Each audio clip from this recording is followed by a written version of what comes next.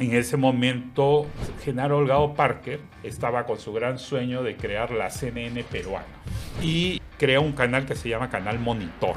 Es una persona que tenía muchos detractores. El primero que trajo la televisión por cable, el primero que trajo la telefonía celular. Yo he escrito un libro. Se llama Genaro, el libro que Genaro, escribí, exacto. claro. ¿No? Genaro, como bien dicen, merecía un libro. Hugo, tienes un libro que está actualmente ya en todas las librerías, La heroína silenciosa. ¿Qué nos puede decir este libro? Es sobre una historia real. Magdalena Truel Larrabioru fue una peruana que en el momento de la ocupación nazi, ella decide quedarse en Francia, unirse a la resistencia francesa y convertirse en una de las mayores y mejores falsificadoras de documentos, y con eso salva centenares de vidas, especialmente niños. Genaro también, y hay que tocar ese tema, me parece que también hay un Vladivideo con Genaro. Bueno, o sea, con... sí, o sea, hay vínculos políticos. ¿Tú crees que escribir para ti es una forma de activismo? A ver, yo creo que más que activismo es tomar posición frente a las cosas. Yo creo que sí, hay toda una discusión si el arte en general debería ser pues un arte que no tome postura. Pero yo creo que desde el momento en que tú muestras las injusticias, el momento en que resaltas a alguien, ya estás tomando una posición.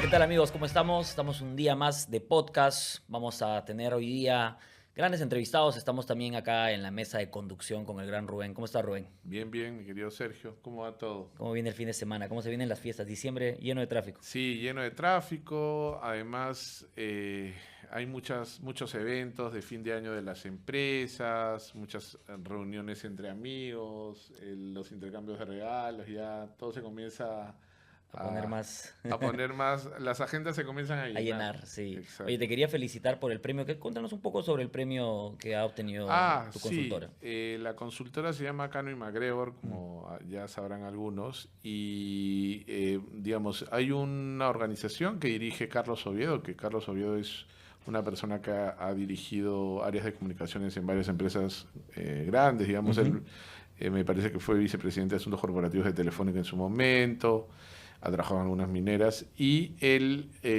ha organizado un observatorio de comunicaciones, porque de alguna manera quiere reivindicar el sector de agencias o consultoras de comunicación en el Perú, y armó un premio que se llama el Premio Comunica, que es la primera edición, y nosotros todavía pues somos una agencia pequeña, tenemos 6 años de fundados, pero pudimos ganar en una categoría que es la gestión de crisis, ¿no? Que es una categoría importante.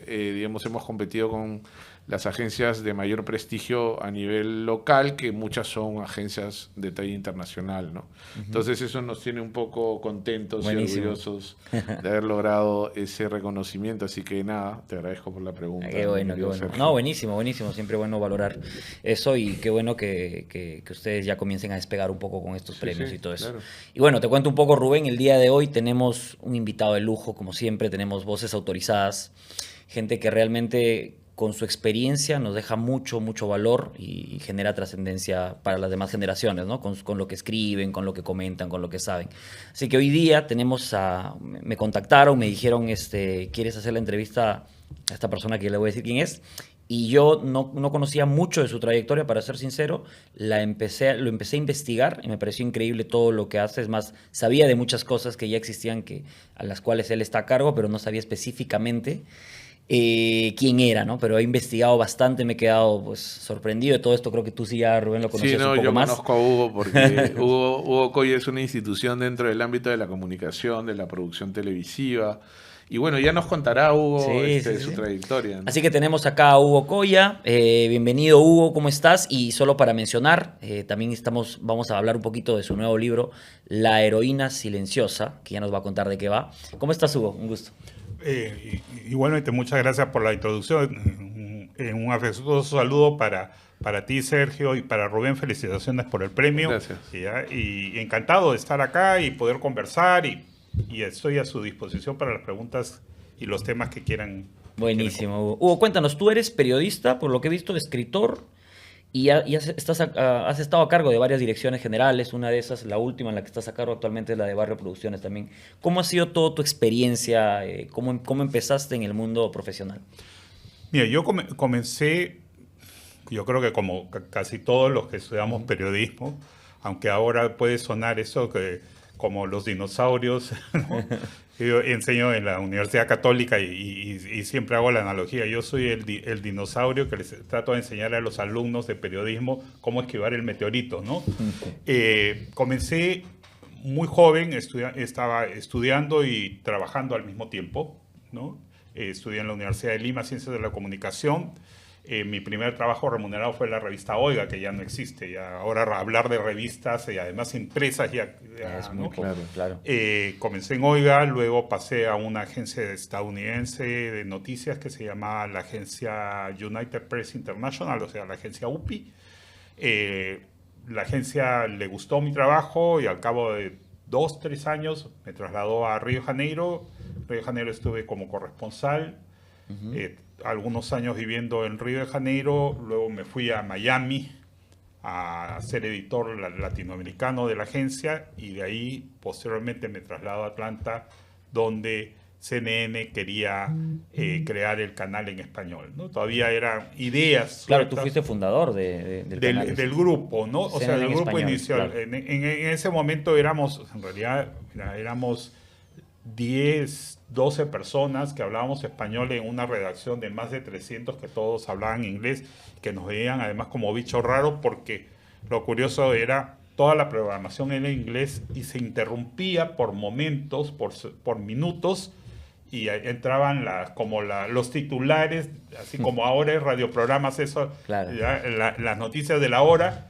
Entrábamos nosotros en español. En español. Okay. Y era para un poco porque el dueño de ese entonces, Ted Turner, el que funda CNN, encontró que ese era un mercado que tenía que llegar, ¿no? Ahora ya existe el canal. Claro, eso podría estar vinculado pues con el fenómeno de la migración latina a Estados Unidos. Total, ¿no? Era un público no atendido. ¿Estamos hablando de qué años, mi querido Hugo? A ver, estamos hablando 93, 90. En realidad, el proyecto comienza como fines del 92, principio del 93. Pero el canal en español, como canal en español, se inaugura en el 97. En el 97. Y una de sus grandes transmisiones, digamos, casi inicial, fue el fin de la toma de los rehenes en la embajada, de la residencia del embajador japonés acá. Yo estaba en Lima y cubriendo para CNN. Cubriendo, sí. Yeah. Bueno, en realidad yo vine de vacaciones y me encontré con eso de la toma y me dijeron, te quedas. O sea, acá no hay, esto es una noticia mundial. Claro. Y una de las primeras grandes transmisiones, grandes coberturas de CNN en español fue precisamente ese evento, ¿no? Ahora, en toda esa experiencia también has tenido ciertos cargos públicos, ¿no? Sí, posteriormente, ya a mi regreso, yo al final he estado 13... ¿Qué te hizo volver al Perú? Bueno, razones familiares. Ya. Un tema familiar, un tema con mi mamá, unas cosas de familiares. Regresé, pero con la idea de venir un tiempo y volver a CNN. Claro. Tanto que yo no renuncio a CNN, sino pido una licencia que me dan por un periodo. Estamos hablando del año 97. Ok. 96 para 97. 97, exactamente, para ser preciso. Entonces, en el 97 vengo, me quedo por un tiempo, pero lógicamente tenía que chambear. O sea, tenía que comer. CNN me da la licencia, pero sin goce de haber. Y en ese momento, Genaro Holgado Parker estaba con su gran sueño de crear la CNN peruana. Y crea un canal, una cosa que ya aparece libros ni siquiera de historia, sino de arqueología. Sí. Crea un canal que se llama Canal Monitor. Y el Canal Monitor era un canal de noticias 24 horas que estaba dentro de una plataforma que es el principio de todo el cable, que es Telecable, que pertenecía a una cosa que luego se convierte en una de las compañías de teléfono, creo que TIM, no sé si se acuerdan. Y Telecable crea este canal de noticias. Y ahí ha pasado pues muchísima gente. Ahí hay que aprovechar la pregunta del millón, que es cuéntanos de Genaro, porque Genaro tiene pues tiene detractores y tiene también gente que lo va a defender porque es un personaje del mundo del broadcasting. Es el broadcaster peruano, digamos. Era más emblemático de la época, sí. Digamos, pero que tenía también esos componentes de críticas. No sé si recuerdas de muchos trabajadores se quejaban pues de págame Genaro, ¿no? ¿Te acuerdas? Bueno, no, págame Genaro, y además una frase... No me digas que tú también tienes ahí una experiencia particular. Bueno, ya que me está preguntando... Pero yo he escrito un libro con la biografía justo antes. El libro se llama Genaro. El libro que Genaro, exacto. Claro. ¿No?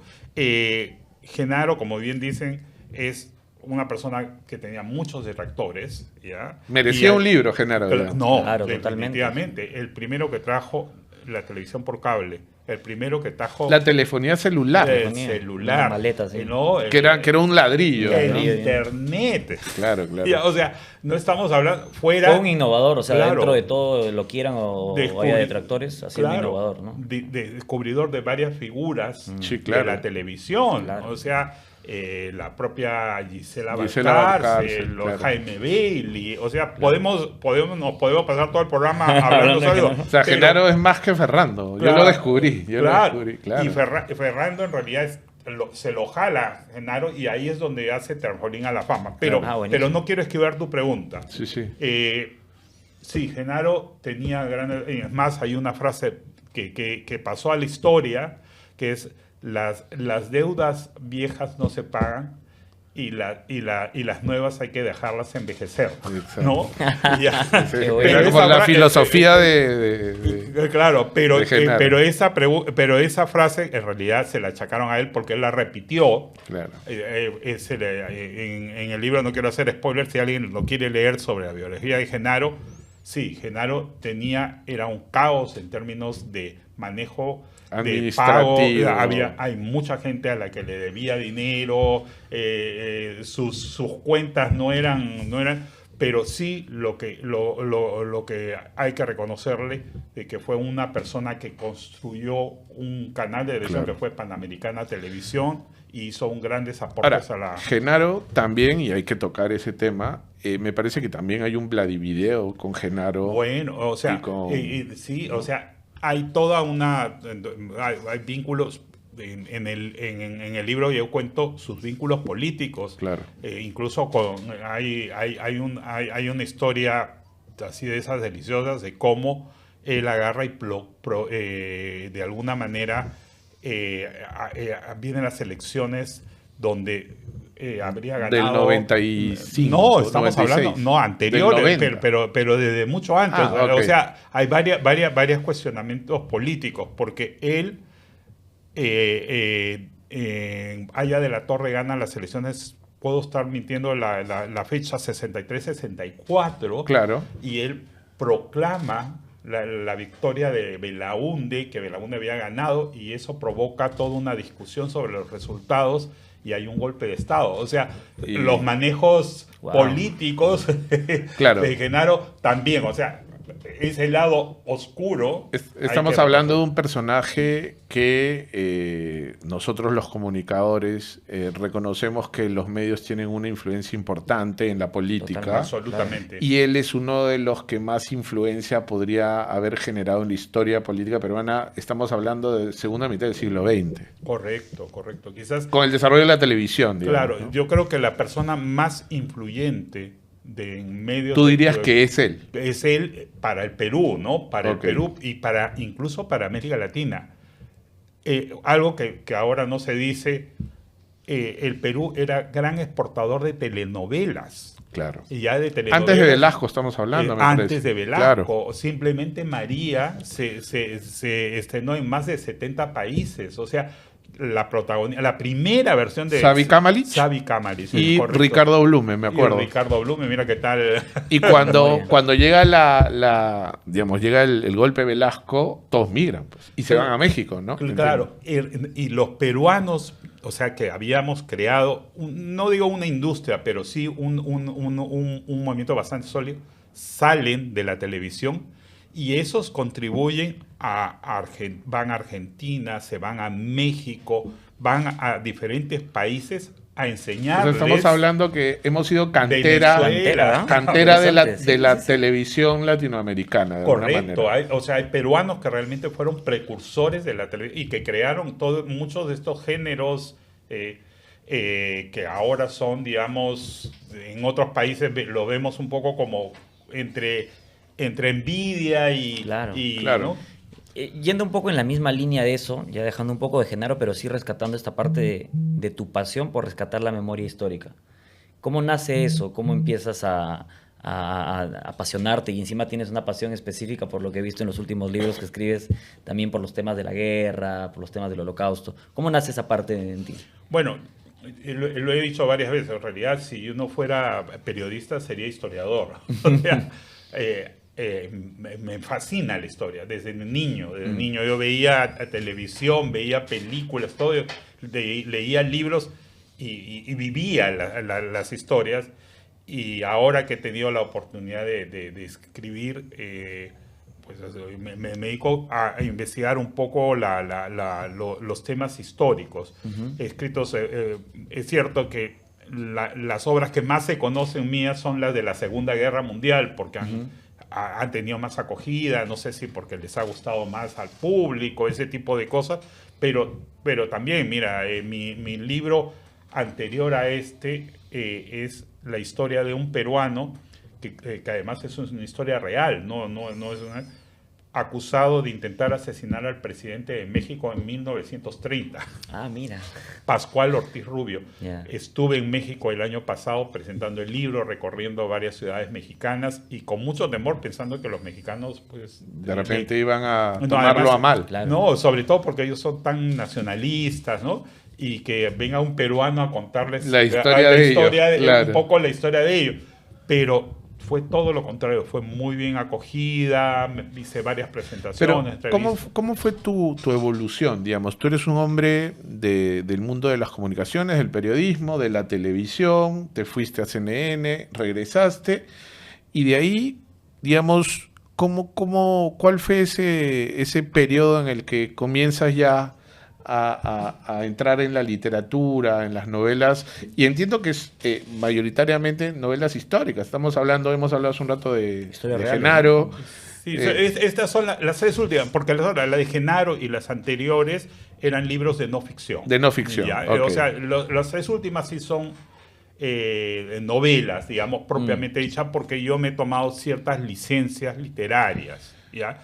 Y no porque no estén basadas en hechos reales, sino porque entendía que algunos, como periodistas, sabemos de que hay que contrastar, claro, o tener una segunda versión que compruebes. Entonces tenía una versión, pero no tenía por el tiempo transcurrido, las fuentes, las personas que vivieron esa época habían fallecido.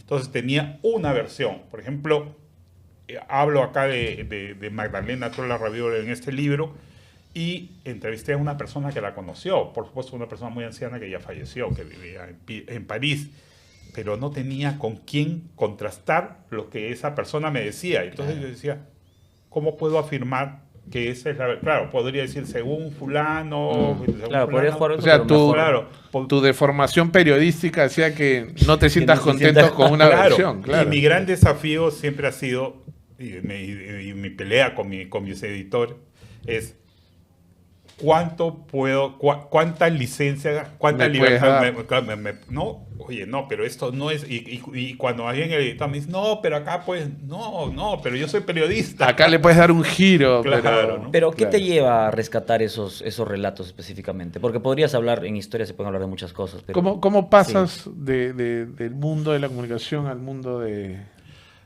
la literatura? Bueno, aunque suena cliché, porque ya esa frase deben a ustedes saberla sobre y todo el mundo y la gente que nos sigue, esa de tú no buscaste la historia, sino la historia te buscó a ti. A mí me encanta viajar. O sea, el mayor vicio que puedo tener es viajar. Si tú me dices, vamos a viajar, inmediatamente ya estoy con la maleta ahí.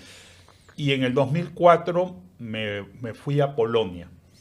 Quería conocer Auschwitz, porque había escuchado tantas de Auschwitz, de ese campo de exterminio terrible donde murió millones de personas.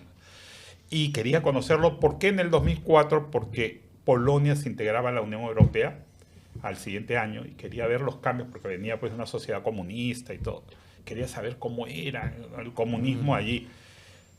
Y fui a Auschwitz y al final del recorrido, al final del recorrido había un ranking medio macabro, país por país.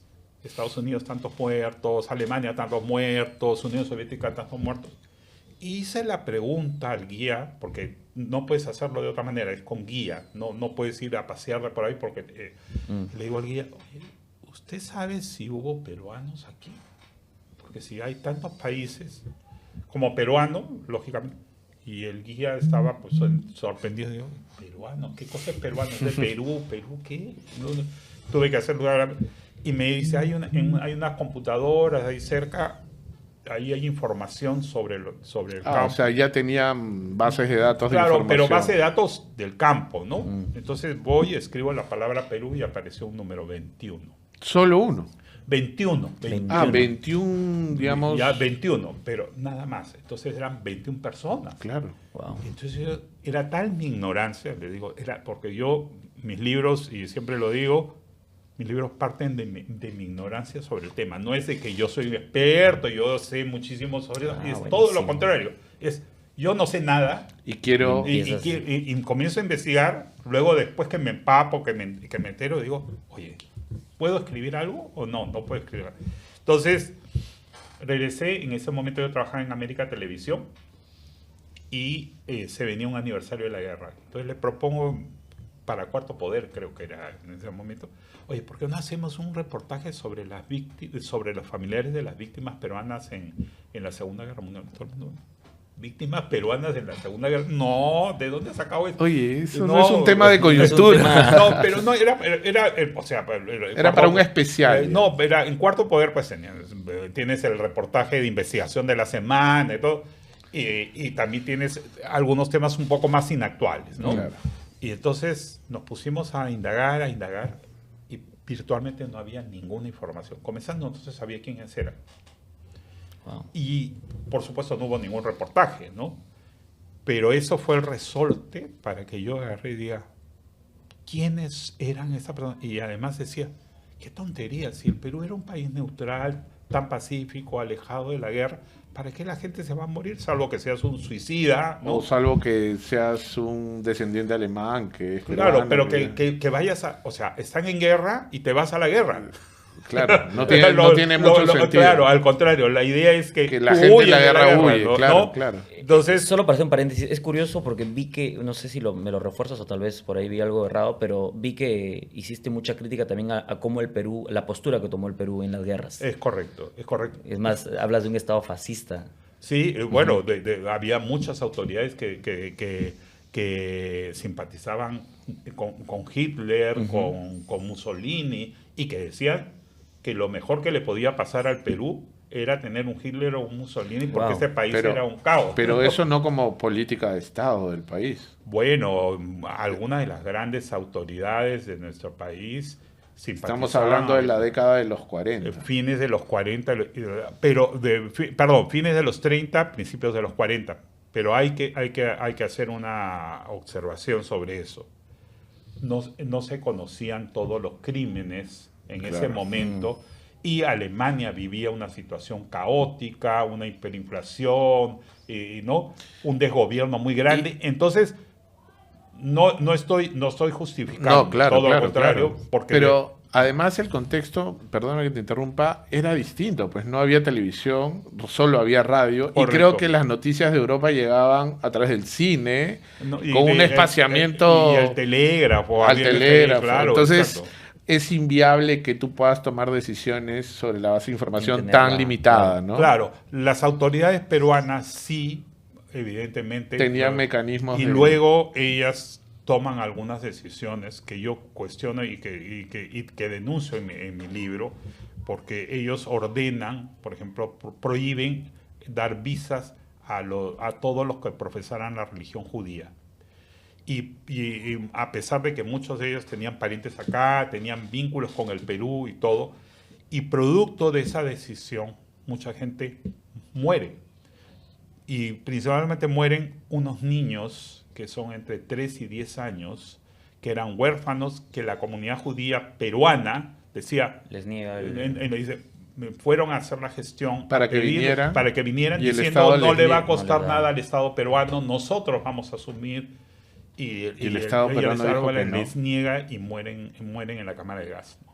Bueno, eso es terrible. Fuerte. Eso es terrible. Y eso no aparece en claro, un libro de historia. Precisamente, y por eso mi libro ha llamado la atención y ha tenido tantas ediciones. Y con tu nivel de exigencia en la parte de investigación, imagino que te metiste a profundidad a validar todo eso. Por supuesto, claro. No solo por los testimonios, porque entrevisté a mucha gente, ¿no? Sino porque indagué sobre documentos. Mi libro, el de Estación Final, tiene ese no es de no ficción, está basado en documentos, en entrevistas, fuentes, ¿no? Verificables, ¿no? Buenísimo, buenísimo. Vamos a ir un poco avanzando en algunas preguntas. ¿Tú crees que escribir para ti es una forma de activismo? A ver, yo creo que más que activismo es tomar posición frente a las cosas, ¿no? Yo creo que sí, hay toda una discusión si el arte en general no debería ser pues un arte que no tome posición, claro, no tome postura. Pero yo creo que desde el momento en que tú muestras las injusticias, el momento en que muestras, resaltas a alguien, ya estás tomando una posición. O sea, es imposible no tomar una posición, y en este país no tomar una posición, dada la situación ahora, es ser cómplice de algunas cosas, sí, ¿no? Y hablando justo de ese tema que introduce Sergio, a mí me gustaría también que nos cuentes un poco de tu experiencia en el Estado, ¿no? Y en lo público. Tú has dirigido, me parece que TV Perú. Sí, correcto. Ha sido en dos periodos. Entonces, y bueno, los comunicadores sabemos que el tema pues de medios públicos es un tema, ¿no? Dentro de nuestra carrera. ¿Tú cómo ves el tema de medios públicos en el Perú? ¿Cómo fue tu experiencia? ¿En qué gobiernos fue que tú fuiste director de TV Perú? Yo he sido del IRTP en el de Kuczynski, en el de PPK, sí, y en el de Vizcarra. En el de Vizcarra. Ahora, si hablamos del de PPK, tú viviste pues la vacancia.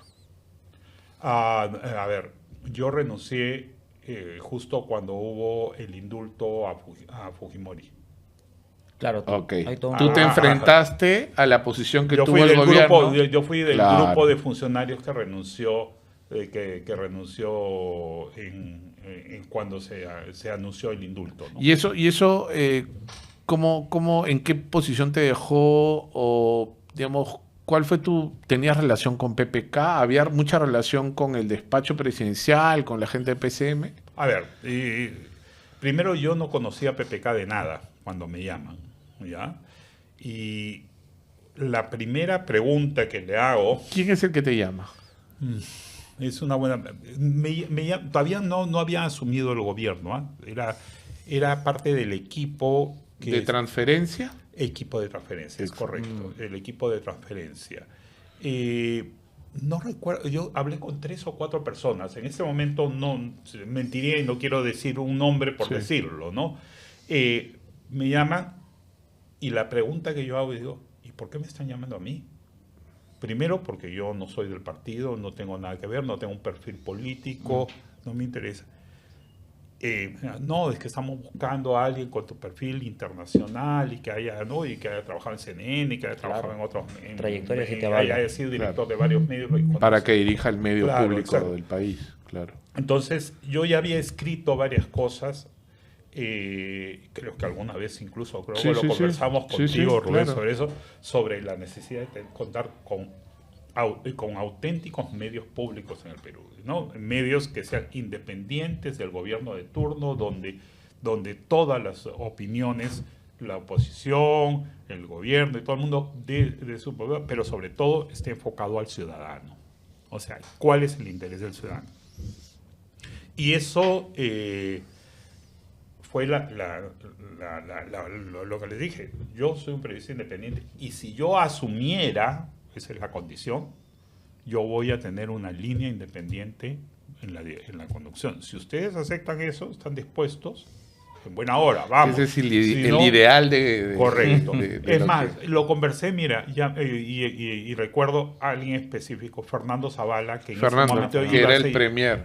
iba a ser el premier. Yo todavía no. Entonces, ya, y luego sí recuerdo haber conversado con el propio PPK, ¿no? Y que todavía estaban en plena, y le dije, esas son mis condiciones, ¿no? Y en honor a la verdad, comencé el trabajo ya cuando se anunció y formalmente no tuve mayores inconvenientes. O sea, no es que me llamaban por teléfono y me decían, no coloques a este, no entrevistes al otro y todo. Y me dejaron mucha libertad y pueden dar fe los propios periodistas que trabajaban ahí. Yo nunca, y además yo entendía claramente que la separación entre prensa y la administración, que es un problema frecuente en los canales de televisión, Exacto. ¿no? El dueño, bueno, en este caso yo no el dueño, pero yo el representante de los dueños llamando y decir, no salga no sacas esa nota, ¿no? Claro. Ese tipo de cosas. Claro. No ocurrió. Y bueno, pudimos lanzar, por ejemplo, los noticieros en lenguas originarias. Que eso me parece un golazo. Claro. ¿no? Eso es lo que estoy viendo, ¿no? Que tú has promovido eso, ¿no? O sea, ahora hay canales que 100% Claro, en idioma quechua o era- aymara. y ahí puedo contarte una anécdota, cortando, es una anécdota. Al mes más o menos que estoy ahí, agarro y les digo, una pregunta a los gerentes, ¿por qué nos llamamos TV Perú y Radio Nacional si solo somos TV Perú y Radio Nacional de los que hablan español? ¿Y qué pasa con la gente que no habla español? Claro. Hay millones de personas en este país que hablan o muy mal el español o no es su lengua. Hablan quechua, aymara, entre aymara, otros. xánica, Hay, chipibo, conivo y todo hay eso. muchos idiolectos. Claro, en que el Perú. lenguas Lenguas en todo el sentido, originarias, claro. claro. Entonces, ¿qué pasa con ellos? Para mí, uno de los grandes problemas de este país es precisamente que no nos entendemos, pero en el sentido incluso de las Literal, lenguas. claro. ¿verdad? O sea, cuando agarra y hay toda esta cuestión racial, de discriminación frente al que no nace en Lima, ¿no? Tiene que ver también el desconocimiento de qué hace uno y el otro, y eso Claro. genera desconfianza. Entonces, dijimos, hagamos, y comenzaba a remontar, nunca se había hecho un noticiero en quechua.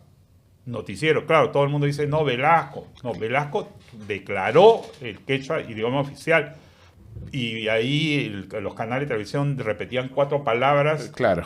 Tawa Canal y Mamá Tapacha, que Exacto. era el anuncio de inicio claro, del programa. y después claro. el resto todo eran las noticias en español. Claro. La idea era, vamos a hacer un noticiero en quechua con un equipo de gente en quechua, o sea, y que sean periodistas quechohablantes informando y hablando sobre los intereses del pueblo quechohablante. Y eso fue... Eso es revolucionario, en verdad, ¿no? O sea, en el Perú... Ahora, en ese aspecto yo tengo una pregunta interesante. Eso es hablando de medios públicos. ¿Tú ves que parte de que no se haya hecho eso, ni siquiera en la época de Velasco, que como tú bien has dicho, era un anuncio en quechua y nada más se quedaba en eso, ¿hay alguna especie de autocrítica que pueda hacerse en la industria de la Por televisión? supuesto, Porque claro. si el medio público, digamos, ya que debería hacer su rol de generar inclusión con peruanos que no tienen por qué hablar español y no deberíamos respetar y tener servicios, televisión, banca, todo en quechua también o en aymara, etcétera. Debería haber una autocrítica de los medios privados. Absoluto. Hay un divorcio absoluto y sobre todo entre los medios, y esto es parte de del centralismo, ¿no? Claro. O sea, en Lima se mira el ombligo y dice lo que ocurre en Lima es lo que ocurre en el país, y el país, hay otro país, ¿no? Exacto. Hay varios otros países. Y yo recuerdo mucho, porque antes de lanzar la iniciativa, no es que dijimos, ya vamos a lanzarnos y ya, el entusiasmo. Yo le pedí que toda la red de IRTP, especialmente los de TV Perú y Radio Nacional, hiciéramos pequeñas encuestas en las comunidades quechohablantes. Y yo recuerdo una señora de como unos 70, 75 años en la Plaza de Armas de Huancavelica, que la entrevistaron, ¿no? Y le preguntaron, señora, ¿qué le parecería que hubiera un noticiero en quechua? Y la señora dijo, no sé si no estoy diciendo palabras exactas, ¿no? Por primera vez en mi vida me voy a sentar frente a la televisión y entender lo que dicen. Bueno. Estamos hablando de que ha habido miles, millones de personas probablemente completamente excluidas o ignoradas del sistema, digamos. Correcto. ¿No? Correcto. Sí. Entonces sí, eso es gravísimo. Pero digamos que ese es tu paso por TV Perú cuando tienes, digamos, esta función. Lo político, finalmente, ¿cómo influye con tu salida? Tú estabas trabajando, digamos, de manera técnicamente correcta, planteaste algunas cosas que fueron medio revolucionarias, iniciativas importantes, pero en un momento PPK toma decisiones, pues, ¿no? Correcto, que yo, por supuesto, o sea, y tú me preguntabas un poco de tomar posición, Claro, claro. y ahí fue una toma de posición, ¿no? Claro. Yo estaba en contra de lo que se hizo, no Tú- estaba de acuerdo. Tú y varios de... Y varios, claro, y hubo varios funcionarios, no solo de IRTP, ¿no? Sino de otros. ¿Por qué estabas en contra? El propio Salvador del Solar renunció, ¿no? Que Claro, en esa época era ministro de Cultura, Sí, me parece. claro. Estaba en contra porque me parecía absolutamente que Fujimori había ¿cómo se llama? Había cometido todos los delitos, había sido condenado, y darle un indulto de la manera en que se le estaba dando era, digamos, a mi modo de ver, ilegal, ¿no? Entonces, la forma de tomar posición es decir, yo no voy a convalidar esto, no voy a formar parte de un gobierno y me fui. Y me fui con la clara decisión de decir, no vuelvo a trabajar más en el Estado. Ah, sí, pero reincidiste. Sí, ¿Cuándo reincidí cuando me llama Vizcarra. De acuerdo. Me llama Vizcarra. Habían quedado, sí es cierto, no quería volver al Estado, pero por otro lado, había muchos proyectos que se habían quedado truncos. Uno de los proyectos hicimos una serie que se llamó El Último Bastión, no sé Claro, histórica. que fue la primera serie peruana que llegó a Netflix. Claro. O sea, ningún canal privado, e incluso latinoamericano, Había hecho una producción histórica, ¿no? Una producción en general, o sea, más allá de que fuera histórica o no, y que llegara a Netflix, y que Netflix la comprara, y que estuviera además, o sea, estuviera en los rankings, ¿no? Pero ahora, ¿por qué Netflix compra una producción peruana? ¿Por qué esta producción llega a un alcance de qué? ¿De que genera mucho interés? No, mira, justo estaba Reed Hastings, el fundador de Netflix, viene al Perú en una gira. Estoy hablando hace más de 5 años. No recuerdo cuando la gira. Viene al Perú en una gira que va a Brasil, a Argentina, y se reúne con algunos productores.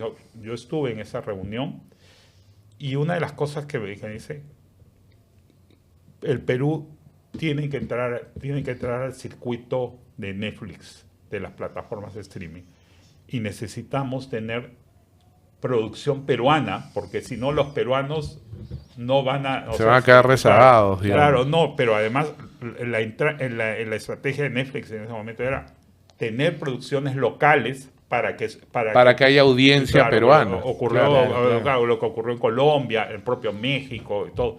Entonces Perú prácticamente no tenía nada. No había ni series ni películas, nada. De ahí sale incluso la primera película que hace, no recuerdo el nombre, que hace Stephanie Cayo y Max Iglesias, que hacen Hasta que te volveré a encontrar. Sí, que tuvo un montón de críticas también. Sí, claro, pero digamos, fue la primera producción, y casi digamos, un poco dirigida antes, para la industria del streaming. claro, pero un poco antes había entrado El Último Bastión. Ah, ya. O sea, Es la primera producción peruana sea, que entra a la plataforma. El Último Bastión abrió la puerta. Claro, digamos, a lo demás. entonces era una cosa inusual, por supuesto con la idea de que haya muchísimas más producciones peruanas. ¿Tú crees que en la industria se ha dinamizado, la industria de producción de cine, de producción de productos audiovisuales, se ha dinamizado gracias a Netflix? Yo creo que en general las plataformas de streaming, la pandemia fue, digamos... El contexto... todo el mundo ha perdido negocios que quebraron, productoras que quebraron, un montón de lugares que cuando sea... Pero la industria del streaming le debe a la pandemia su crecimiento. Sí, porque como estábamos todos totalmente encerrados en casa, sí, no podías ir al cine, no podías ir a ningún lugar. ¿Qué cosa veías? Plataformas de streaming. Claro. Y ahí es donde no solo sale Netflix, salen todas las otras que descubren, si Netflix está ganando, yo también quiero ganar, ¿no?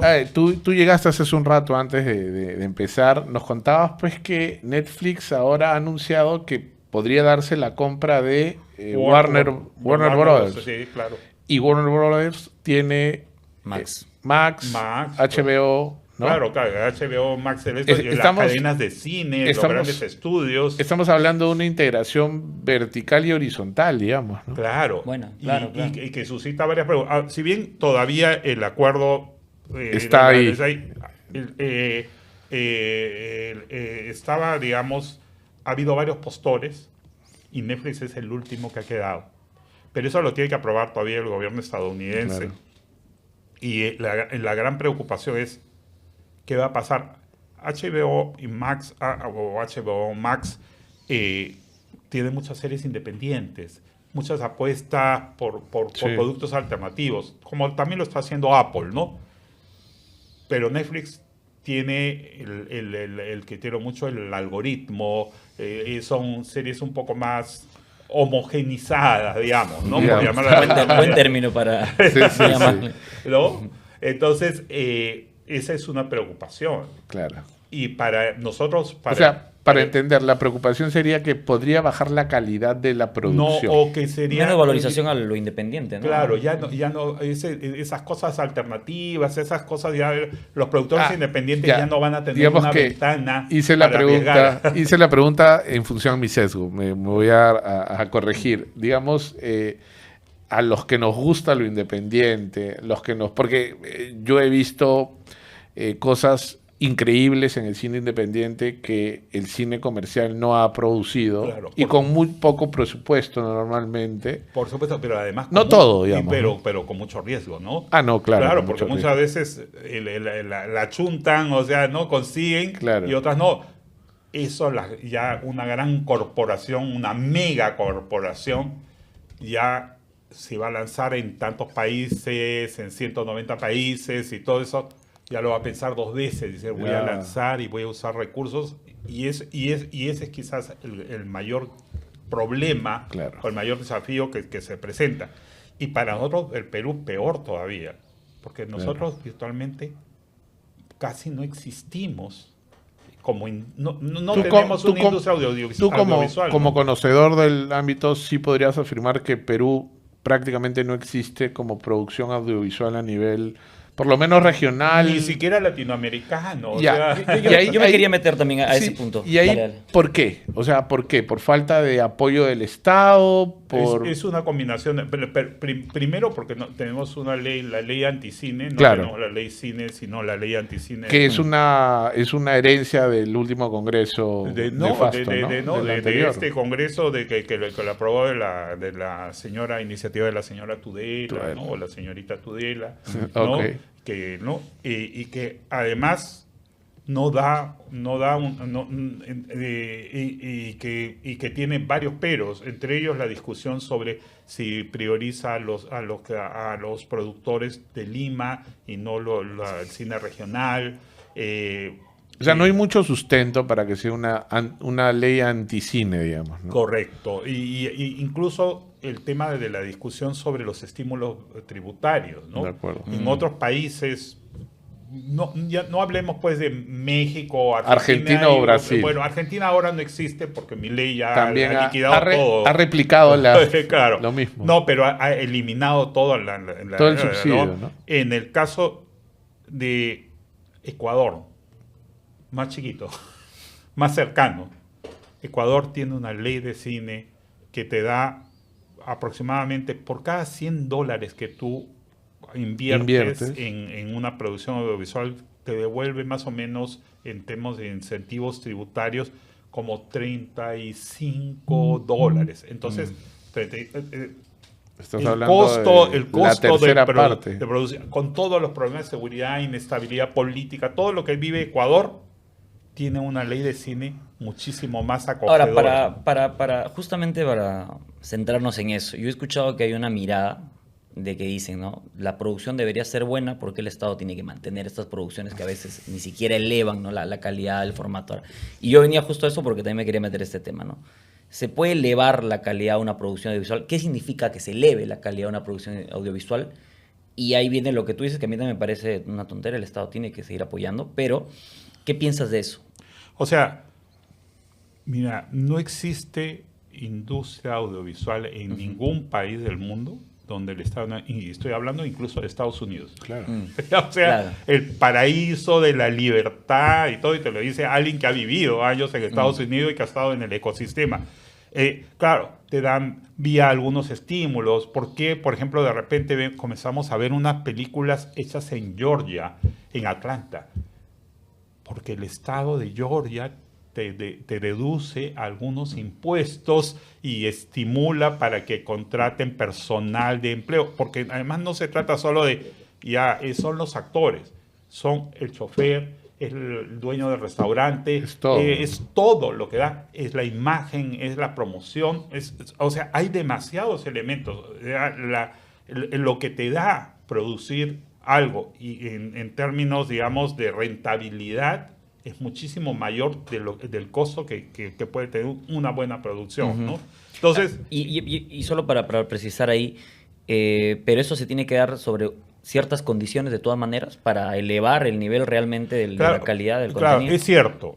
O sea, debería haber una ley que promueva y que le exija, por supuesto, determinados estándares de calidad. Exacto. Pero si tú no le das las mínimas condiciones, yo recuerdo mucho de la famosa discusión de Paddington y Perú que se hizo en Colombia, ¿no? Que era el ejemplo que se usó para la... Terrible. Y que es cierto, vinieron y el único que aparece ahí de Perú es Carlín, ¿no? Claro. Y 4 escenas por ahí medias, ¿no? Y las escenas correspondientes a Perú se filmaron en la selva colombiana. Y el resto, el aeropuerto de nosotros, donde aparece Carlín y le dice Welcome to Perú y le pone el sello al oso llegando, se hizo en un estudio en Londres, ¿no? Claro. ¿Y por qué se hace eso? Porque no se dieron las condiciones realmente para filmarlas acá. Ahora, ahí en ese aspecto que Sergio ha incluido, hay un componente para aterrizarlo ya también, ya salir del apoyo estatal y del subsidio que debería haber y que la ley, por ejemplo, ha perjudicado.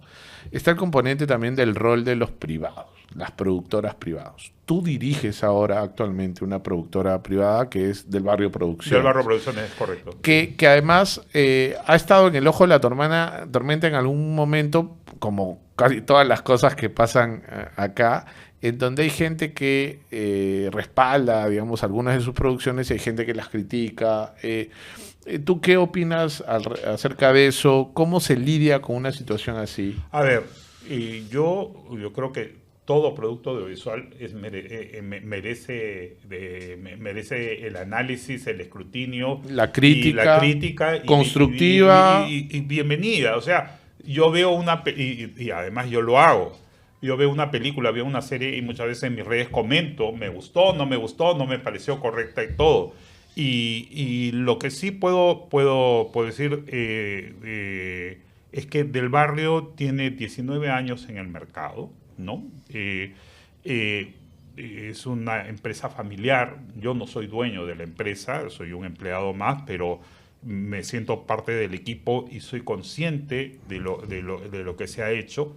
Comenzó como un proyecto de Michelle Alexander y de sus hijos de la nada. O sea, en realidad sacando dinero de donde no había. Y eso le ha permitido tener una presencia sólida en base a los acuerdos con los canales de televisión, ahora un acuerdo con América Televisión. ¿Cuáles son las producciones más importantes que ha tenido Del Barrio Producciones? Mira, ahora en este momento, hablemos de este año, sí, para no remontarlos a la historia y esas cosas. Este año hemos incursionado en algo que yo fue mi principal objetivo desde que yo llegué, llevo 6 años en la empresa, incursionar en el cine. No hemos usado un solo centavo, ni hemos recibido ningún subsidio del Estado.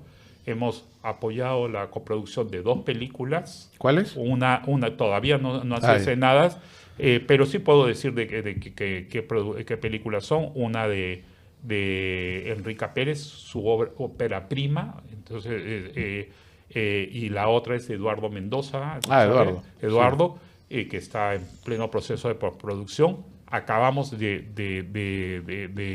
concluir un rodaje con Yanela Neira y Giovanni Sitzia, una película dirigida por Ani Alba, ¿no? Que esperamos estrenar el otro año. Y yo personalmente soy el productor del documental sobre la vida de Susana Baca, ¿no? He estado hace... ¿Acompañaste a los Billboards? Acompañé a Susana a los Latin Grammy. A los Grammys, ¿no? Claro. Sí, estuve con ella, estuvimos en el mismo avión, detrás de cámaras, qué bonito. Acompañando. Eso va a ser muy bonito. Además fue muy emocionante, porque y aquí un poco que ya hemos abierto el abanico, ya no solo nos estamos haciendo telenovelas que tiene un público cautivo, que además, buenas, malas, eso cada uno tiene su propia decisión, pero que hay un público que le gusta, porque si no, no existiría, ¿no? Claro. Y que sí, hemos mejorado la calidad, hemos invertido muchísimo en esto, la productora ha crecido, ahora estamos trabajando casi 200 personas, wow, ¿no? Yo recuerdo que cuando llegué hace 6 años éramos casi 30. Yo te quería preguntar ahí, algo de lo que se queja la gente es de que la televisión basura y el tipo de contenido que no aporta, que no suma, pero como tú bien lo dices, hay un público que consume ese tipo de contenido. Entonces, uno no vas a ir en contra de una tendencia de mercado, porque de todas maneras no se hace sostenible tu empresa, tu proyecto, ¿no? Claro. Ahora, tampoco voy a salir con esa cosa. Eso es lo que le gusta a la gente. No, claro, tampoco hay una línea de cuidado. Eso claro, creo que lo dijo en algún momento Pocho Rospigliosi, claro, ¿no? Eso es lo que le gusta a la gente. No es tan así. Estamos trabajando fuerte para elevar el nivel técnico, hemos traído personal, no solo peruanos, sino gente que ha estado en el extranjero o extranjeros que conocen y que nos están ayudando, por ejemplo, a elevar los estándares. Ahora nosotros, por ponerles algo que el público quizás... los seguidores de la telenovela, más allá de las redes, que yo sé que hay muchos haters y que agarran y dicen, no, las producciones de Michelle Alexander y todo, no. Pero si hay una comparación sobre, por ejemplo, nosotros ahora filmamos en 4K, la calidad de la imagen, los planos. Sí, he visto que hay una mejora. O sea, las escenografías ya no son pues las escenografías de antes, y el 4K te obliga a otra cosa. Ya no puedes usar escenografías, digamos, de cartón piedra y claro. Se hace más evidente. Ya son casas, son lugares más reales, hasta el maquillaje, el vestuario, todo eso son cuestiones técnicas que muchas veces no pasan desapercibidas para el ojo, pero que se han ido mejorando con el tiempo Tú, en relación con la pregunta que hace Sergio de lo de la televisión basura y que, digamos, y yo tengo ahí una posición también, ¿no? Sergio también la sabe, de un momento a otro la televisión pierde peso, pierde poder, se abre el mundo digital y el mundo digital... Entiendo que venía a cambiar la cara de eso, pero el mundo digital también se ha convertido en una producción de mucha basura también. Sí, bueno, y ya que estamos en un espacio de podcast, o sea, la guerra entre los podcasters. Exacto, o sea, se ha replicado peor que la novela de Genaro, ¿no? O sea, lo de los broadcasters ha pasado a los podcasters, sí, claro. y se ha generado y se ha replicado lo mismo de alguna manera y se ha degenerado, ¿no? Porque yo ya he visto streamings donde se levantan y se agarran a los golpes o se insultan y un programa es para insultar a uno, después para devolver el insulto. Y claro, porque además lo que quieres es que el algoritmo te premie y genere morbo. Entonces, estás hablando de lo mismo que se criticaba en la televisión, ¿no? Entonces, y ahí la pregunta va sobre el hecho de que tú conoces el mundo del broadcasting y bueno, puedes prever también el mundo del streaming. La pregunta es, ¿cómo se puede cambiar esa tendencia o crees que ya no hay forma de cambiarla y solo hay que darle a lo que la gente consume? Porque yo he visto algunos productos que no necesariamente tienen el mismo impacto, el mismo éxito, digamos, que puede tener productos que van más digamos, a tocar incluso temas más cotidianos y sin mayor, digamos, conocimiento de causa. ¿Cómo se puede corregir o tú crees que ya no? A ver, yo bueno, tampoco no quiero ponerme yo en el plan del papá que agarra y dice no, todo. Yo creo que... Perdóname, sí. Hay una ley incluso que se ha querido hacer para que los... Bueno, eso es una barbaridad. Es una barbaridad. Y eso es una barbaridad y eso es una censura. Yo es censura. Eso total, dame mi total desacuerdo, ¿no? Ya, pero digamos que igual hay un elemento ahí que está ahí, que es el hecho de, oye, pero una persona que no tiene el conocimiento sobre algo, ¿puede hablar sobre algo? Obviamente puede, porque somos libres de hacerlo. Hay libertad de expresión, ya, ¿no? Pero ¿cómo ajustas o el tema de cambiar esa muletilla de es lo que quiere la gente? ¿Hay que educar a la gente un poco? Pero es que yo creo que es bastante difícil, ¿no? Porque cuando agarras y tú comienzas a decir... No, esto es bueno y esto es malo. Claro. Eso, y ya te conviertes en juez fiscal sí, y todo, claro. Y comienzas a decir, o sea, yo hoy día quiero ver algo y relajarme y no quiero pensar en nada. De acuerdo. Y me quiero divertir, me quiero reír. ¿No? Me quiero reír, pues. No quiero que ningún tipo de trabajo más allá de... Claro, ¿qué pasa? ¿Qué pasa? A veces me pasa eso. Claro. O quiero ver algo un poco más serio, mucho más intelectual, mucho más cuestionador, y también hay ese producto. O sea, la idea es que haya oferta para todos. Yo creo que sí, y al final es el público el que decide, ¿no? O sea, el público el que decide, y yo nunca me pondría en el plan de... No, esto de acá es maravilloso, no, lo mío es bueno, lo tuyo es malo, no. El tema es que en línea en eso, como dice Rubén siempre, ¿hasta qué punto el público realmente decide? ¿No? Porque si el algoritmo te empieza a imponer el contenido activamente y se vuelve una campaña de imponerte el contenido, juzgando que siempre vas a querer ese contenido, entras en un terreno. Se vuelve una cámara de eco y una burbuja. Lógico, una cosa que siempre yo juego con mi familia era el tema del TikTok, ¿no? Entonces yo al principio, como yo soy boomer, pues imagínense, entonces me ha costado a mí adaptarme a las redes sociales.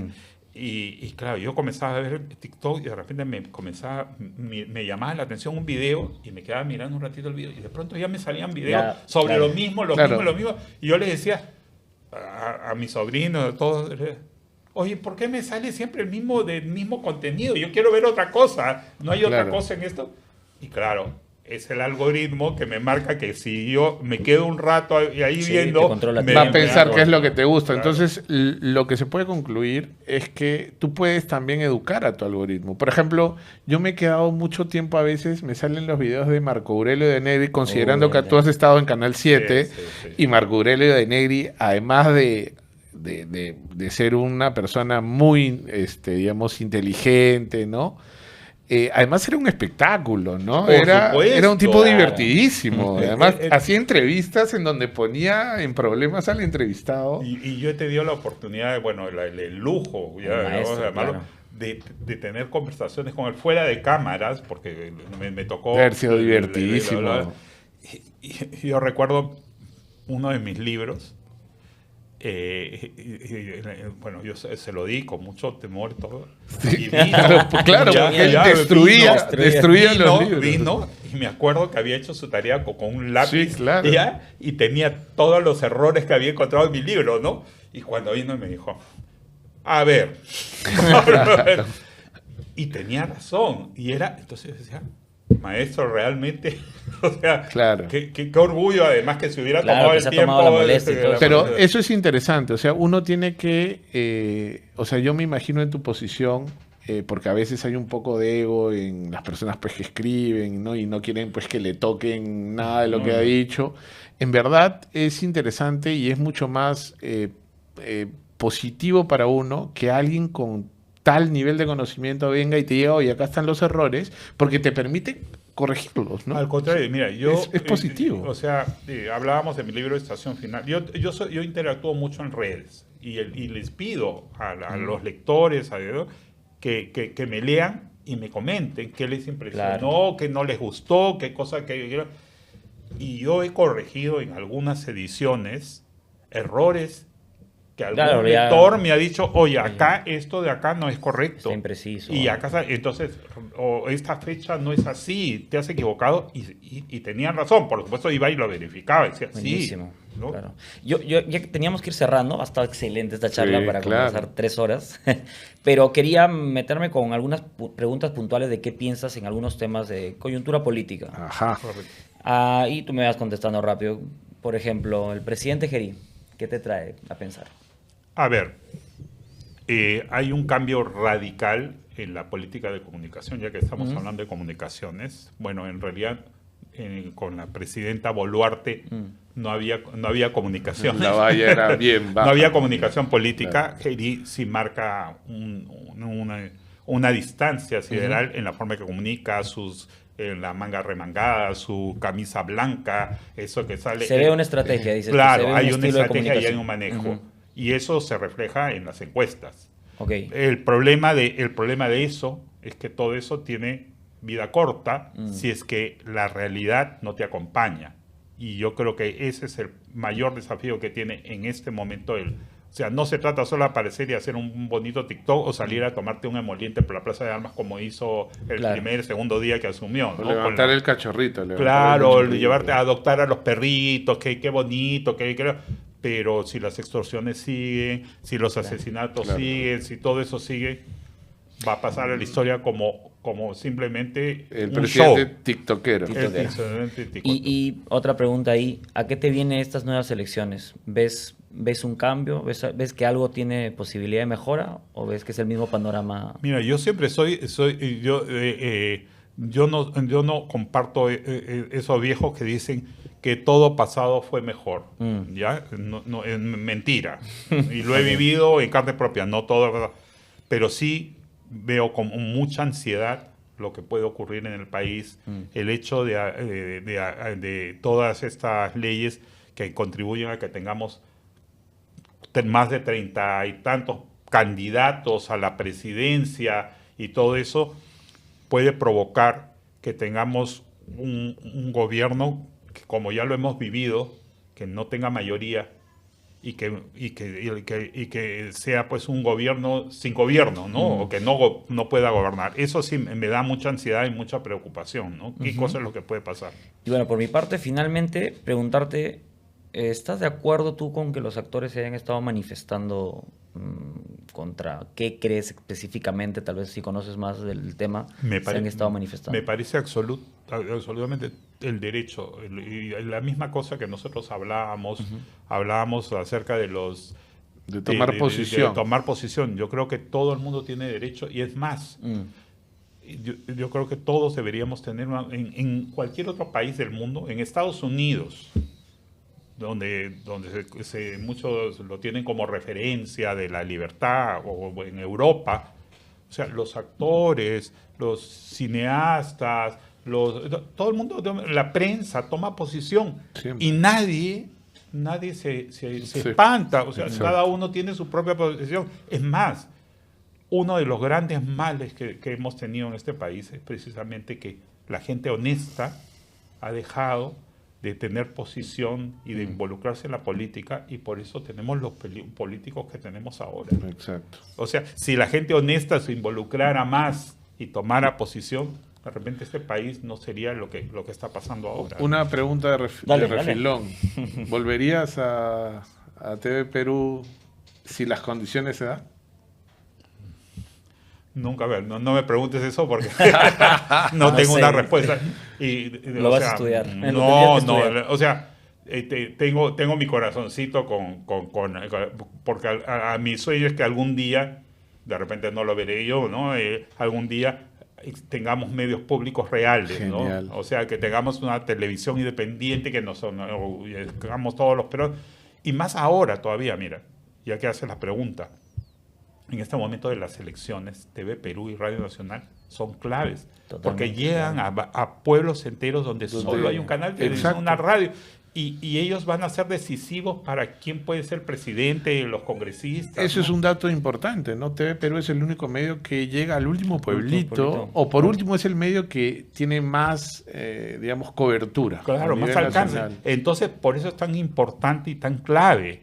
O sea, es cierto, todo el mundo agarra y dice, no, pero Lima, las cifras de rating, claro, pero Lima no es el Perú. Ya hace tiempo que no deciden ni siquiera quién es el presidente. Sí, y la brecha que hay todavía en que el internet llegue a todo el mundo también todavía no está tan corta, ¿no? Correcto. O sea, hemos visto el caso de ese chico niño, sí, que viajó de Paul, 18 horas para 18 horas, conmovedor, que se ha vuelto viral en todo el mundo hablando de él y todo. Y se va a la Champions. Claro, que lo están llevando he visto ahí las imágenes de él por primera vez sacando su pasaporte. Sí. Ahora las empresas auspiciadoras, claro, todo el mundo se quiere subir ahí. Ahora todo el mundo se sube, claro, y aprovechar, ¿no?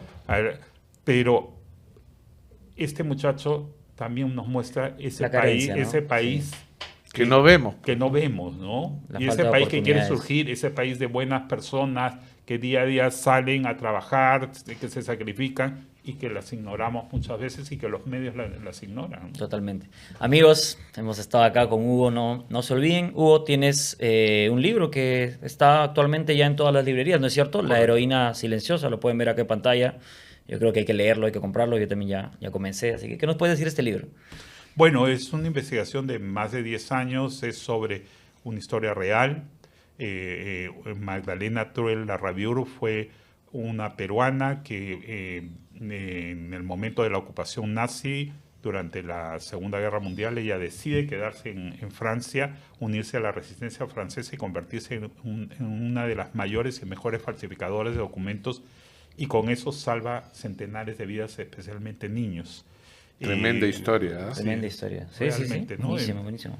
Nos encanta, o sea, hay que darle una oportunidad al libro, y aparte, como tú nos comentabas inicialmente, esto pertenece a una serie de más libros, de más contenidos que tú has estado haciendo en tu trayectoria. Gracias, Hugo, gracias por estar acá. Hay que repetirla. Hay que repetir, nada más. Gracias, nos vamos. Chao, nos vemos.